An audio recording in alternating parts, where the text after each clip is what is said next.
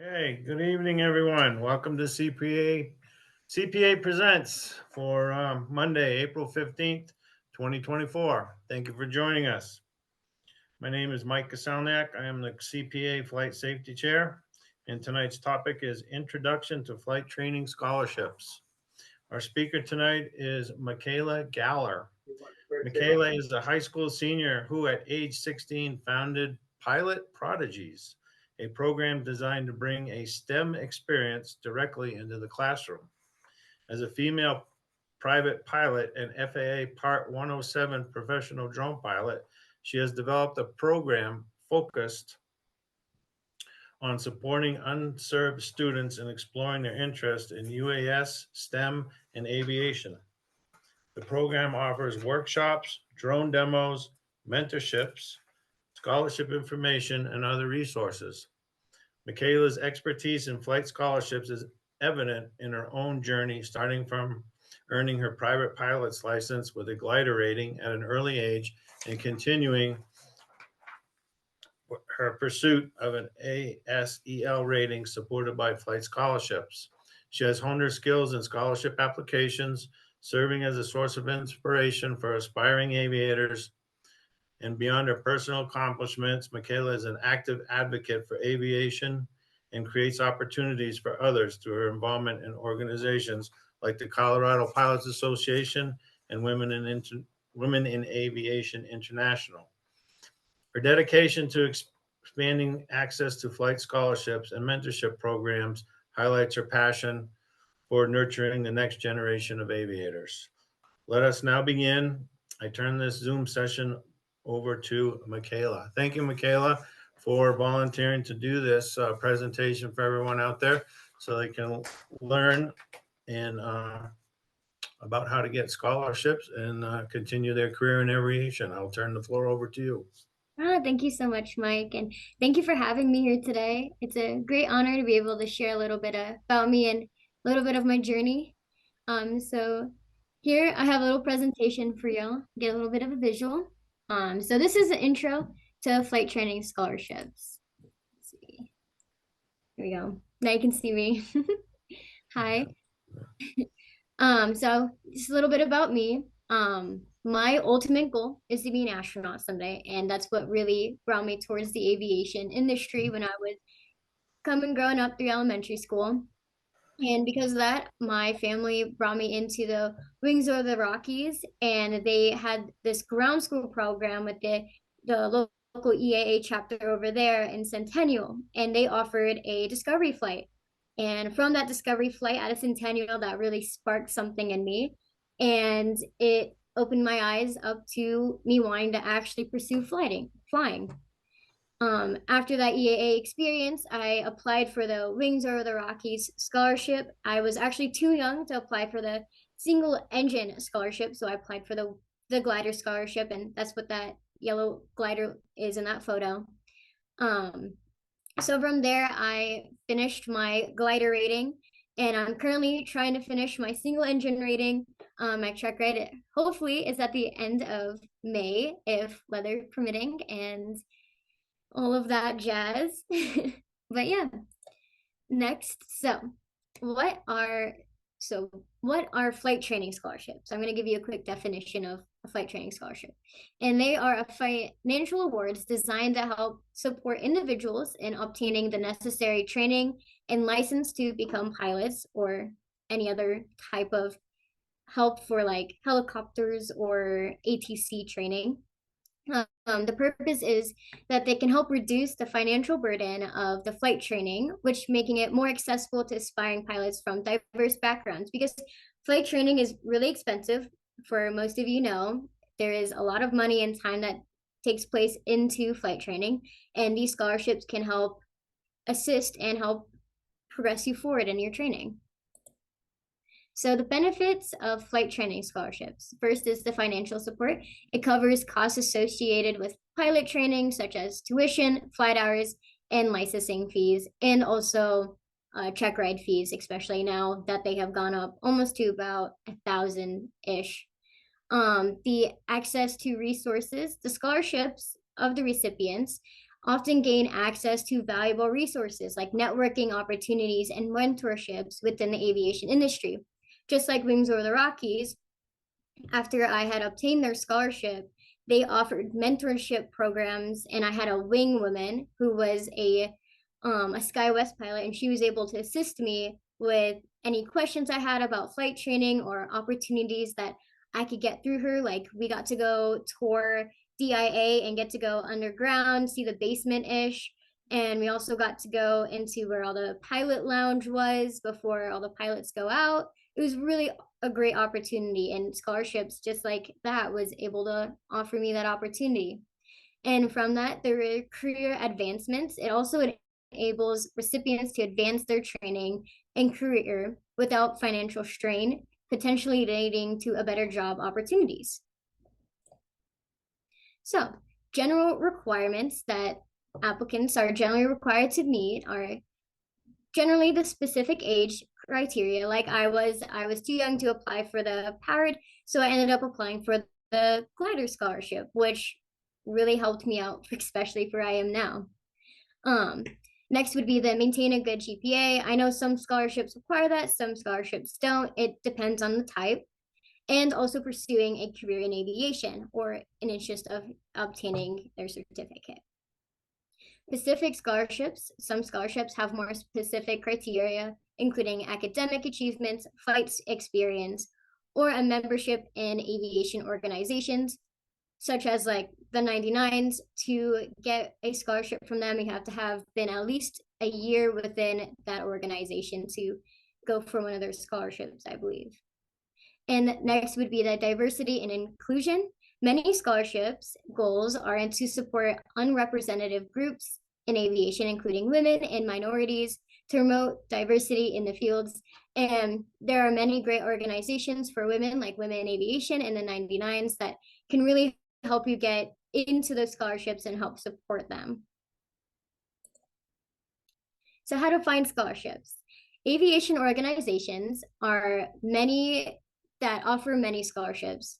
Checking their websites and membership newsletters are for opportunities. I'm going to give you a quick list of just a few organizations that you can find scholarships from. There's the Colorado Pilots Association, the Aircraft Owner and Pilots Association, the Experimental Aircraft Association, Women in Aviation International, the 99s, the National Business Aviation Association, and the Organization of Black Aerospace Professionals. From that, there are so many different types of organizations, and there's still more, and there's different ones for each states and even international that you can find scholarships on. You just have to look on their websites, and some require to be a member of them, but some also don't. Next would be the educational intuitions. Flight schools and universities often have scholarship programs for students that visit their financial aid offices with more information. Like MSU, I'm not really super informed about them, but I believe they have some scholarships that can help with financial aid for flight training. Let's see. Next would be the online database. Using scholarship research engines and database tailored to aviation scholarships will help broaden your search, especially when you're just Googling how to find flight scholarships. Just try to word it in the Google search and find it in the organizations as well. There's also networking, connecting with industry professionals, attending aviation events like some fly-ins that CPA has, or there's normally some little get-togethers like at Wings Over Rockies every first Saturday of the month. There's great opportunities to network at there. So things like that. And the next forum is to learn about new and not listed scholarships, because there's some scholarships that aren't as known as others that you kind of have to dig around for, because not a lot of people actually apply for those. So here are some application requirements that are commonly used. So first, you want to have personal information. Provide basic information such as your name, contact details, and education background. So just a quick example would be, my name is Makayla Galler. I'll give you my phone number and my email and my educational background. I'm a high school senior. Next would be the educational transcripts. Most scholarships require transcripts to verify your academic achievements and progress. And something that is especially helpful is taking the FAA written exam of any rating before you apply for the scholarship, such as for your private pilot's license. It's really recommended that you get your ground school written exam done because that shows that you're really dedicated on to progressing forward with flight training.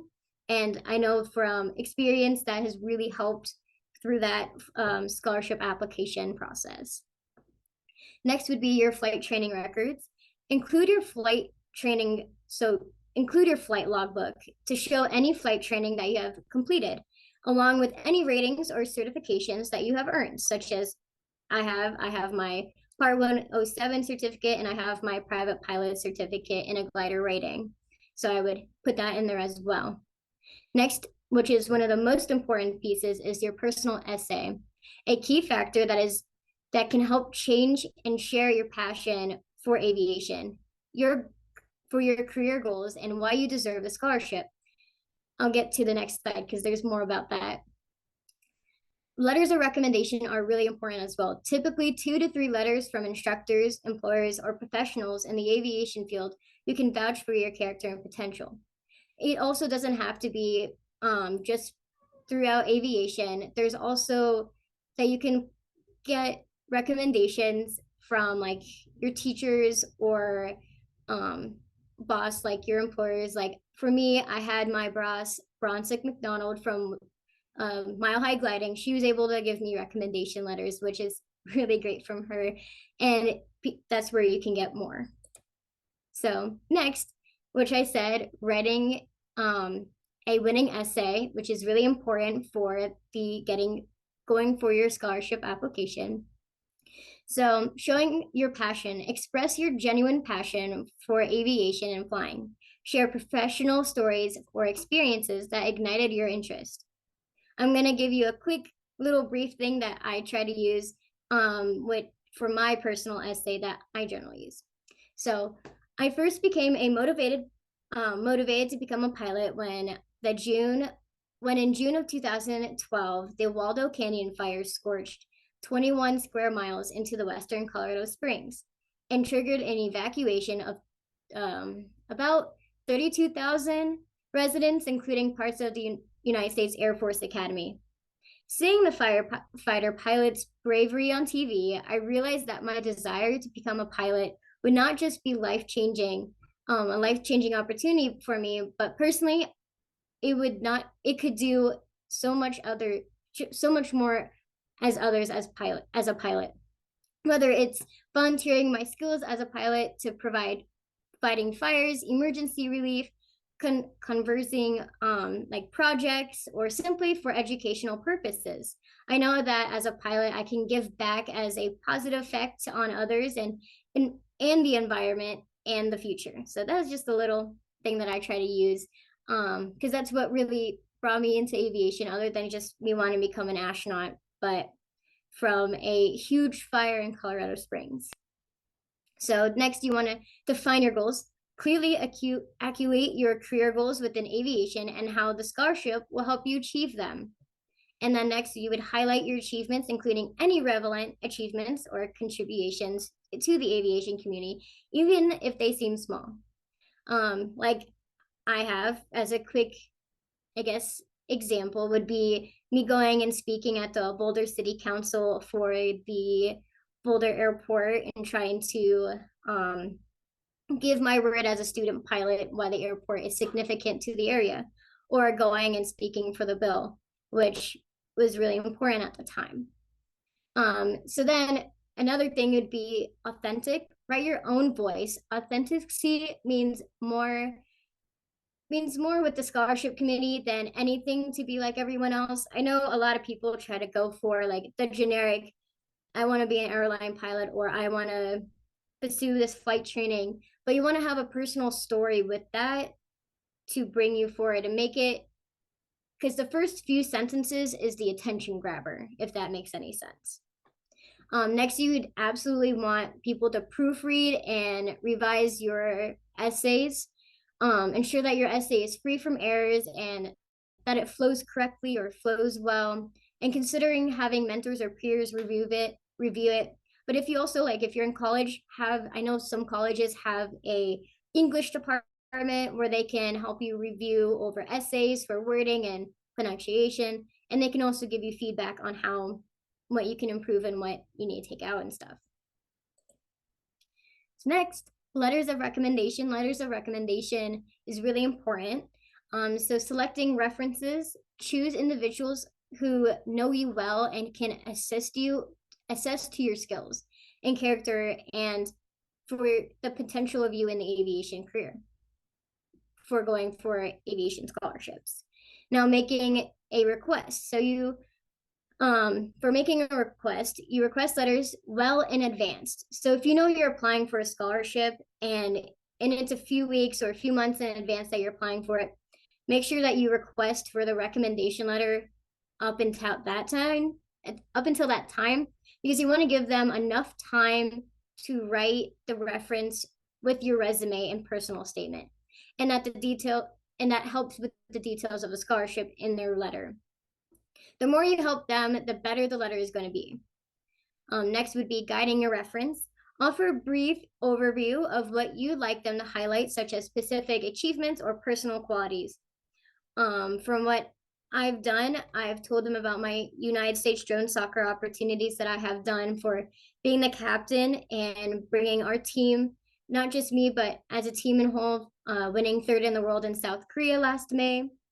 And also adding in my flight training and being corps commander of my JROTC unit, giving them that kind of information really helps.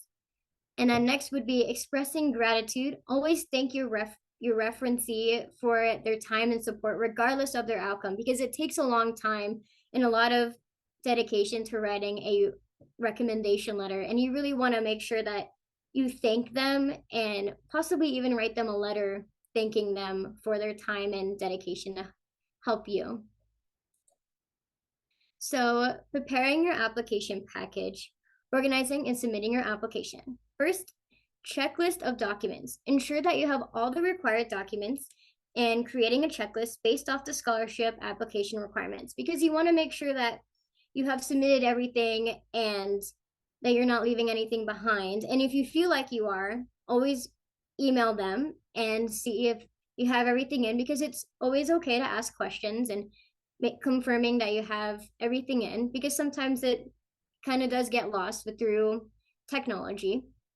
Next would be organizing documents. Organize your application package in the order requested by the scholarship provider. And if there is no order specified, just arrange it logically.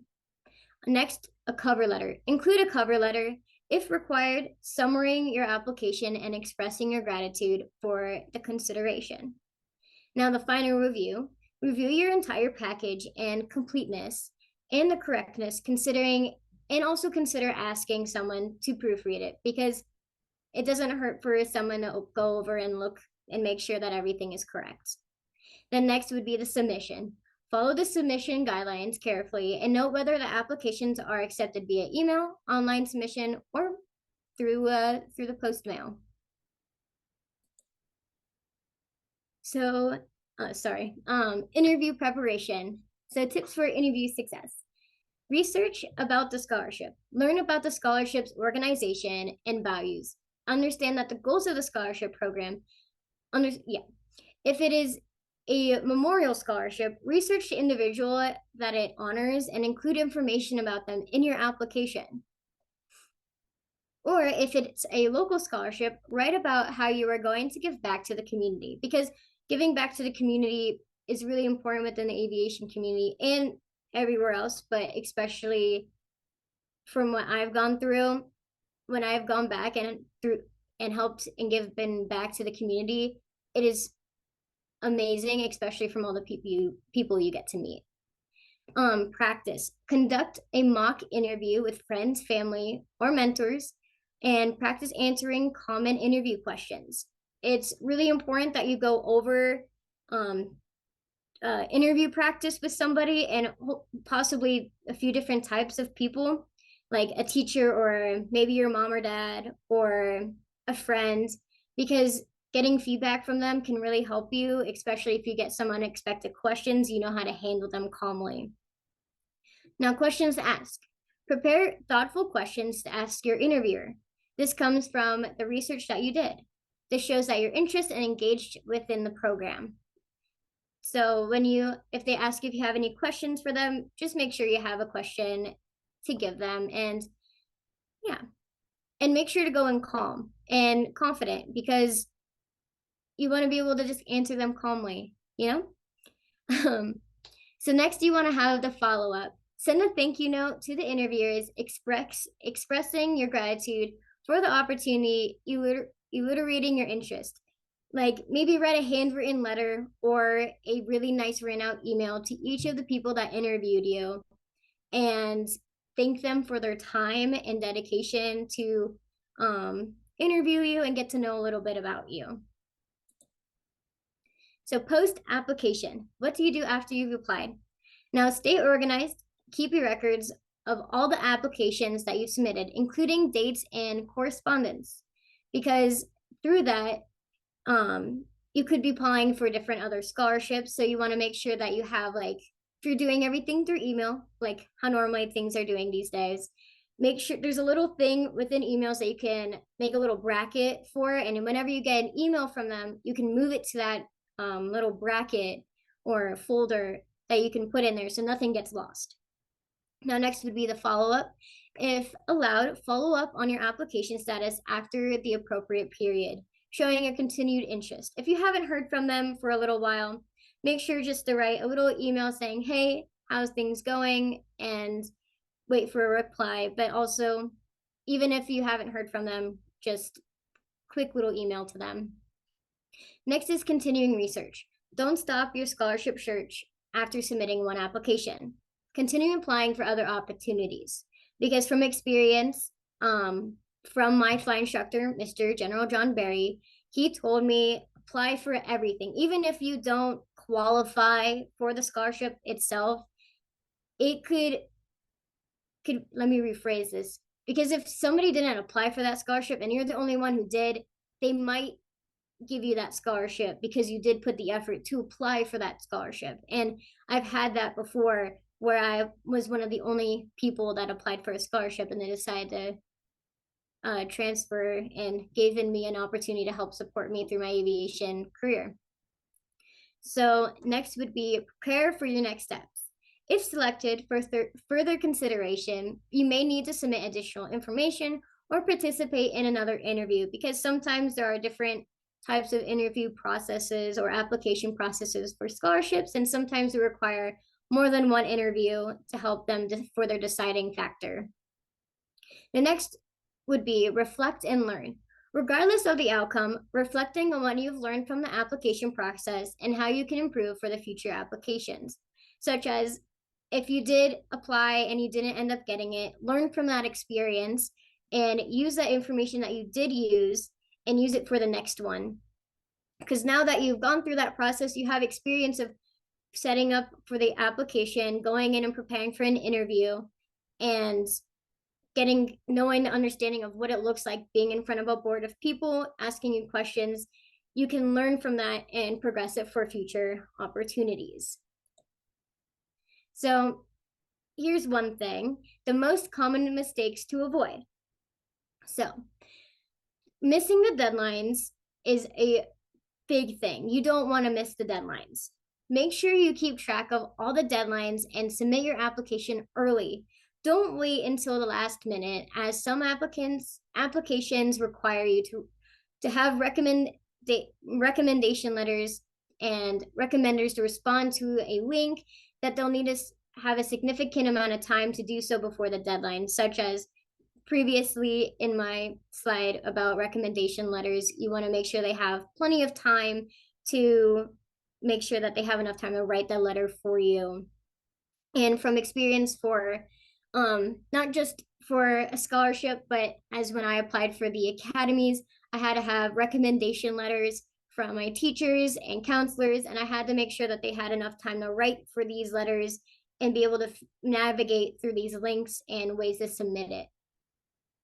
Next, you want to find that if you have any incomplete applications, double check your application to make sure you have all the required sections are completed and the documents are attached. Now, if you're really nervous and you think you have everything in, but you just want to double check with the committee, just shoot them an email and ask them if they have received everything from you, because sometimes things can get lost through the email or in the mail. So it doesn't hurt to ask. Now, the lack of personalization is also important because you want to tailor your application, especially the essay, to reach the scholarship committee. Avoid using a one size fits all approach gain toward, and again, do your research toward the scholarship because different scholarships have different meanings for them. Now, neglecting small scholarships is big too because you don't want to look over smaller scholarships because every bit of financial aid can help you, and they may have less competition, so many other scholarships go unclaimed because no one of them applies, like I had previously said. And also, once you have gotten a scholarship and that you achieved what the scholarship was for, um and when you apply for another one or something similar and they see that you accomplished that, some people want to keep giving you more because you did complete what they asked for. Now, failing to proofread. English errors and typos can detract from your application. Proofread carefully or have someone else review your materials. It is important to make sure you don't have a whole paragraph written about something and it doesn't make any sense. You want to make sure that it's all makes sense and the grammar and the English is correct. So yeah, thank you so much. I know that was a little quick, but please ask any questions that you have for me. I'm happy to answer.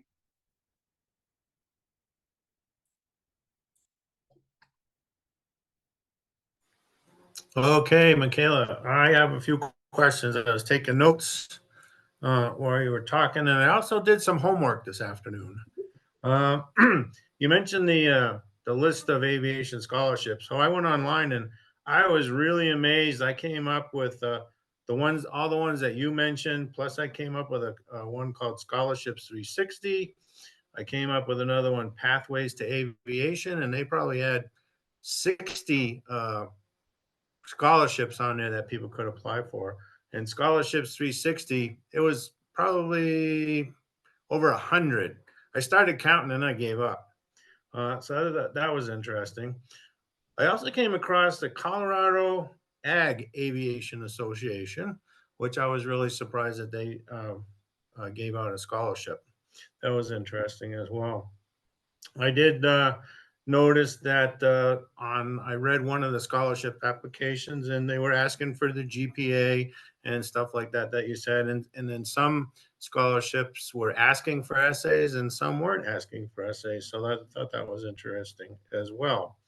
Uh, in your experience, have any of the scholarship folks asked for any fees of any kind? Not that I can think of. I haven't had to, but I've some of them I had to be a part of their organization and sometimes being a part of one of their organizations there is a fee for being a part of their organization. Okay. You mentioned, I caught it in passing, you said academy. Have you applied to one of the academies? I applied to all five military academies.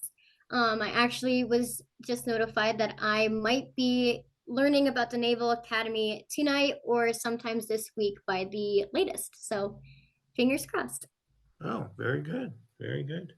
And of these scholarships that you applied for, how many did you have to do interviews? Ooh, let's see.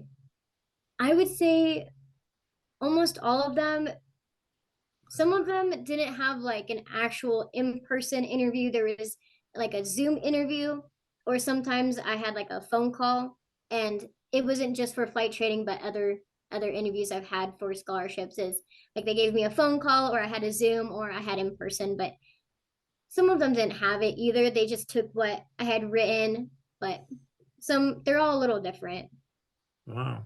Well, I admire your persistence in, not being able to get the scholarship because of your age, and then you went to the glider.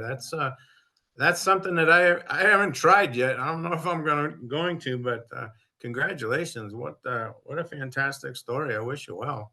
I'm gonna stop asking questions so other people can ask. Oh, thank you so much. Yeah, does anybody have any other questions? If you'd like to ask a question, you just can take yourself off mute.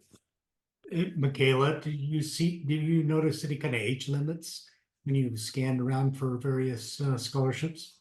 Yes, so like I said, when I did try to apply for the single engine scholarship, I believe you had to either be 16 or 15, just turning 16 for that scholarship. And I had been really early on 15, so I wasn't eligible for that. But for the glider scholarship, you could be 14 all the way up, I believe.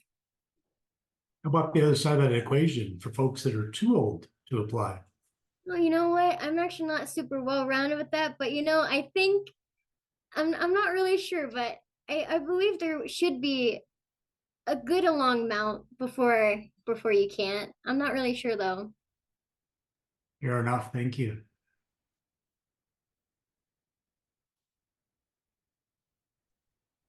So about how much time do you think you put in on each application?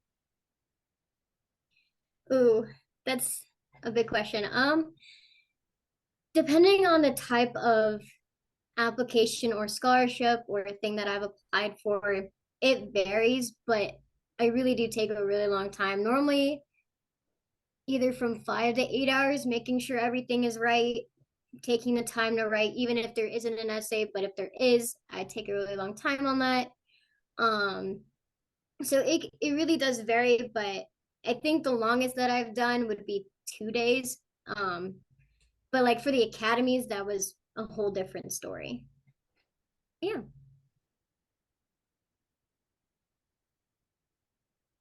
Anybody else? Makayla, this is Gary Toby. I want to follow up on the Naval Academy. You were at the Senate Bill 1235. You were focusing on that over the other academies. Have you heard from the other academies as well, or not? I have not yet, unfortunately. Hopefully, I was told that the latest they would let me know is May 1st.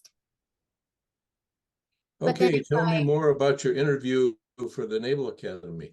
Sure. Yeah, let me think. Okay. What really helped me for the Naval Academy interview is that I attended their summer seminar over the summer. That's for upcoming or juniors, upcoming seniors. So if you're in your junior year, apply for it, because that summer between your junior and senior year, you go to the summer seminar. And that's for all the academies, by the way. That also includes Coast Guard. I'm not super sure about Merchant Marine, but I know about Coast Guard because I did also attend that one. But I have to think back because I've done it quite. Naval Academy, I believe, was my first interview. So one moment. Let's see.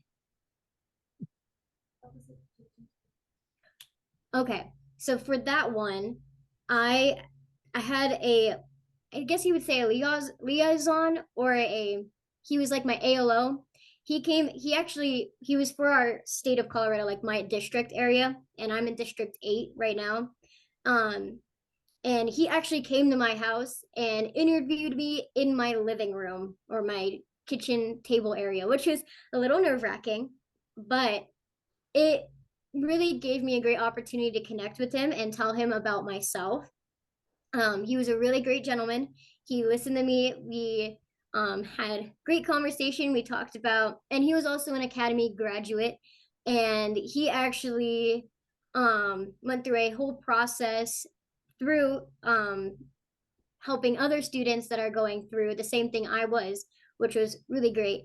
But the interview was pretty intense, but not as intense that you would think, because we made sure it was really casual. He wasn't.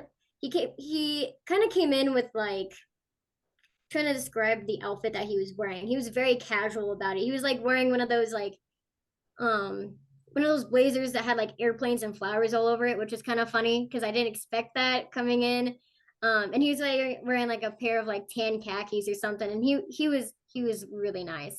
Um, he I'm trying to think back to some of the questions that they might have asked me.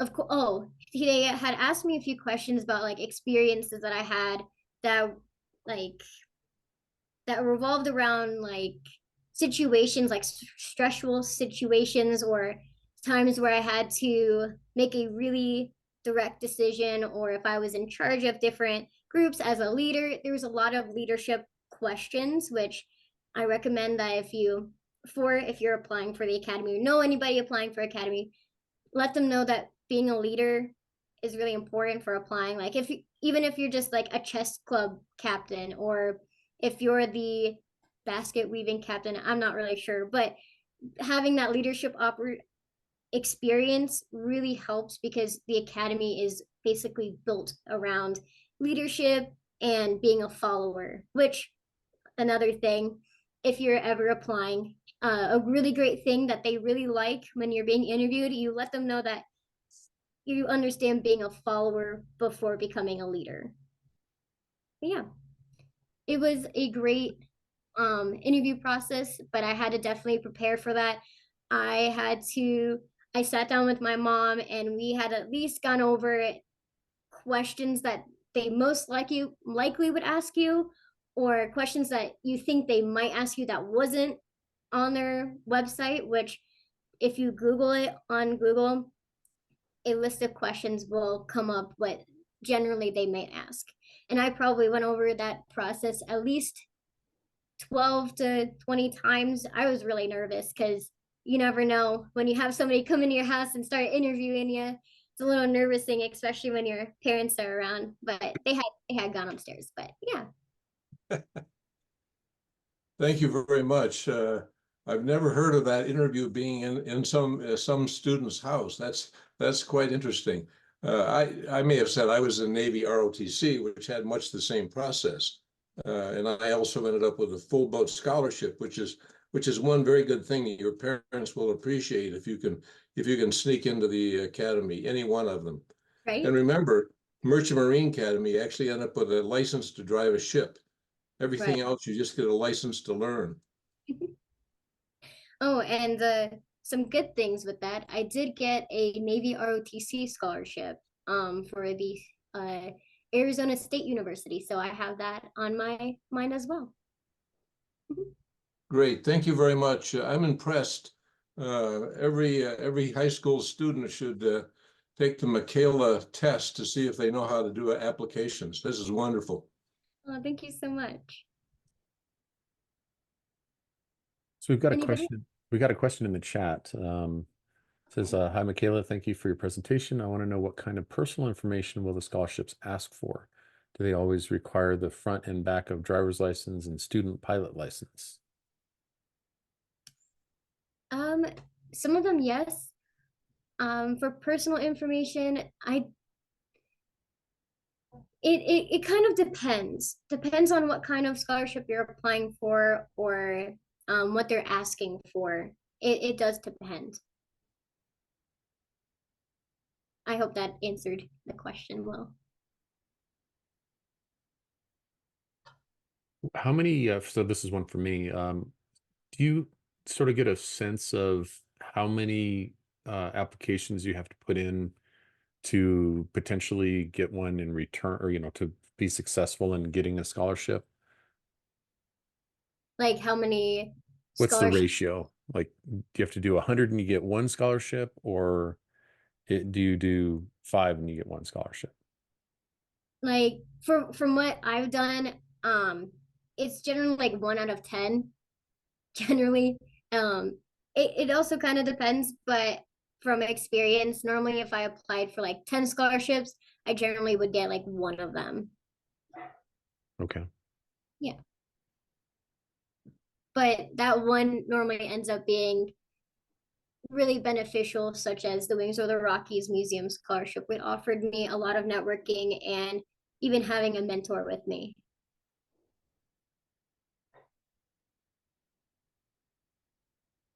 Has your volunteering work led to scholarships?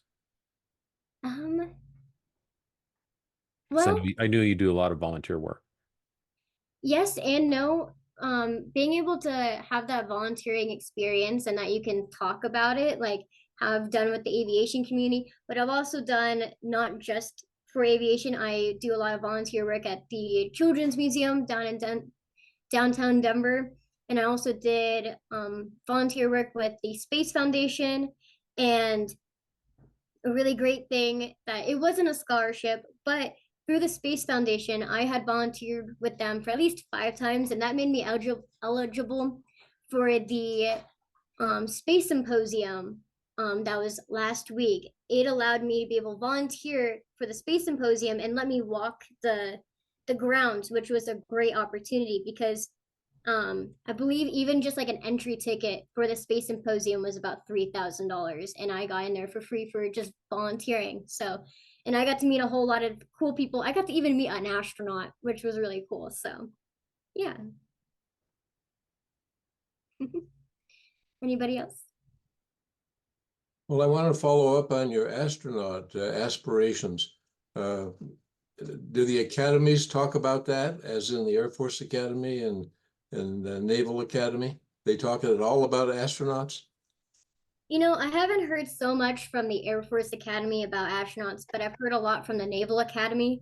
I've actually met quite a few Naval Academy grads that are astronauts, and they have told me a lot about their stories and how they went through the academy. But I've also met when I was at the academy during my summer seminar, I had asked a few questions about what they would have done, and surprisingly enough, a lot of the people that are astronauts today that came from the Navy in a way were submariners. They had been in, I don't know if I said that right, but people had worked in submarines, which was really interesting to me. I didn't think that way, but I didn't think that was an opportunity or a way to get in. But now that if you think about it, it's kind of like being in a tin can in the ocean, but there's also being in a tin can in space is kind of similar, you know? So yeah.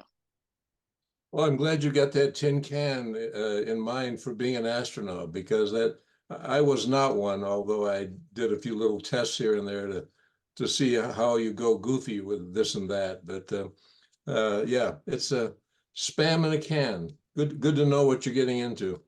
Absolutely.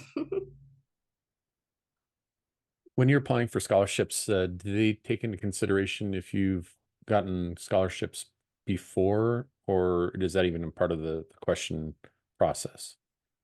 They're during the interview process, sometimes they will ask if you have, but the main question they would normally that I've been asked is if you didn't get the scholarship, um, are there anything else that can help you achieve what you're going for? And normally I say I still apply for other scholarships because you never know if you're going to get one. That's why I like to do is apply for everything that I can, because you never know unless you apply or try, if that makes sense. Yeah. Sorry if you hear my dog. She's kind of roaming over there. Nope, can't hear her. Okay, good. Does anybody else have any questions?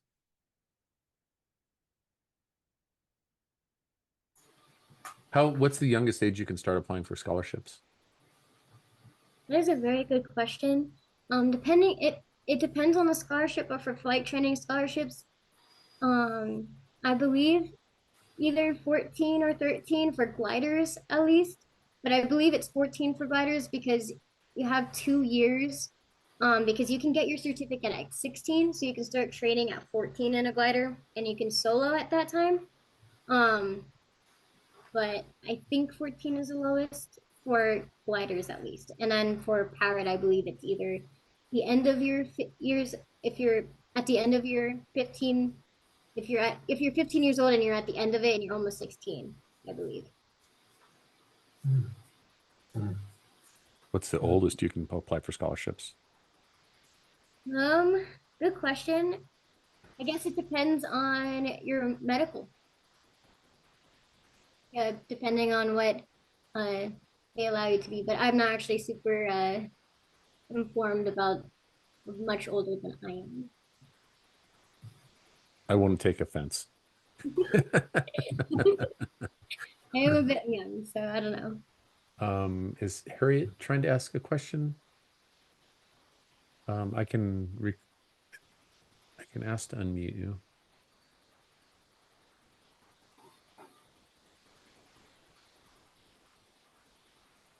Wasn't sure. So there was a comment in the chat room saying that. Oh, really? Yeah, but it's just a question in the chat room about question Okay. coming. Yeah, I can answer questions for like other scholarships, or I can talk about academy stuff as well. Let's see.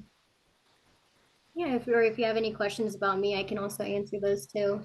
I've done quite a few. So if you're interested in drone soccer, I could talk about that as well, because I actually was able to obtain a scholarship through drone soccer for college, that I'm thinking of applying, or not applying, of going to, that I have been accepted to already. Through your organization that you put together, have you been able to help other students be successful in getting scholarships? I have. Um, Actually, I think not necessarily, you know what? Actually, I have. I have, let's see, I'm trying to think of where I had met them at one point at one of the career day things that I have attended, with my, so kind of company. We're trying to make it a nonprofit, but from that, they contacted me and asked me questions on how to apply and how to get ready for interviews. And we actually ended up getting the Wings or the Rockies scholarship for flight training this current round, which I'm really happy that they were able to get that, and I was able to help them. So I definitely think that I've at least helped a few, at least getting their first steps towards what they're dreaming and wanting to do for their life.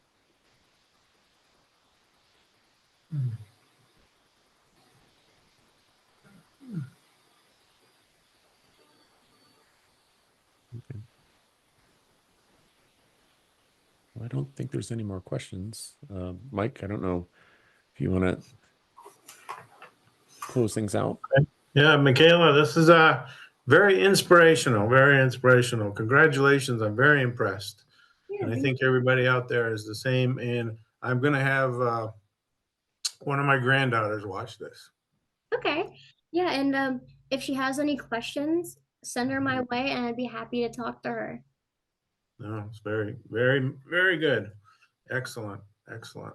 Thank you very much. We really appreciate you coming on board. And I forgot to mention at the beginning that Makayla is co-chair of the Colorado Pilots Association Education Committee and has done a fantastic job in that role. Thank you. Very good. We're actually conducting our interview processes right now for our scholarship applicants right now, Very which is good. very exciting. All right, good. Well, thank you all for attending tonight. I really appreciate it. And looking forward to everybody. Next month, our CPA presents will be at, I can't even talk tonight. Spartan College of Aviation and Technology. It's going to be a tour of the facility Wednesday, May 15th at 1 p.m. And I'm putting together a registration form up on the Colorado Aviation calendar as we speak. All right, everyone. Thank you very much. Makayla, looking forward to see you as an astronaut. Yes. All right. Very Thank good. you so much.